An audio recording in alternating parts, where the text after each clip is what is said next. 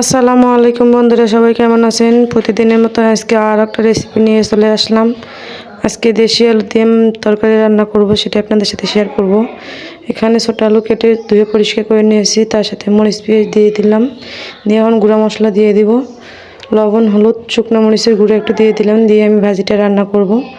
আর এখানে পরিমাণ মতন একটু তেলটা দিয়ে দিলাম, তেলটা হালকা একটু বেশি দিয়ে দিলাম, কারণ তরকারিটা আমি ভাজা ভাজা করব, এই কারণে তেলটা একটু বেশি করে দেওয়ার পরে ভালোভাবে মাখিয়ে নিচ্ছি ভাজিটা।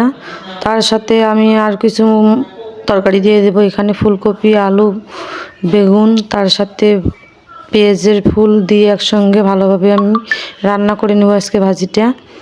সবগুলো দেখুন মাখানো শেষ হয়ে গেছে, এখন আমি হালকা একটু পানি দিয়ে দিব তরকারিটা সেদ্ধ হওয়ার জন্য। তরকারিটা খেয়ে দেখেছি অনেক মজা হয়েছে, আপনারা পারলে বাসায় ট্রাই করতে পারেন। বাসায় যা যা থাকে তাই দিয়ে ভাজি রান্না করবেন, সেই মজা হয়। সাথে একটু ধনিয়া পাতা দিয়ে দিলাম বেশি করে, ধনিয়া পাতাটা বেশিটা দিলে একটু ঘ্রাণটা বেশি হয়। আপনারা পারলে শুটকিটা দিলে রান্না করলে অনেক মজা হবে, শুটকিটা নাই দেখে আমি শুটকিটা দিলাম না, শুটকিটা দিলে অনেক মজা হয়।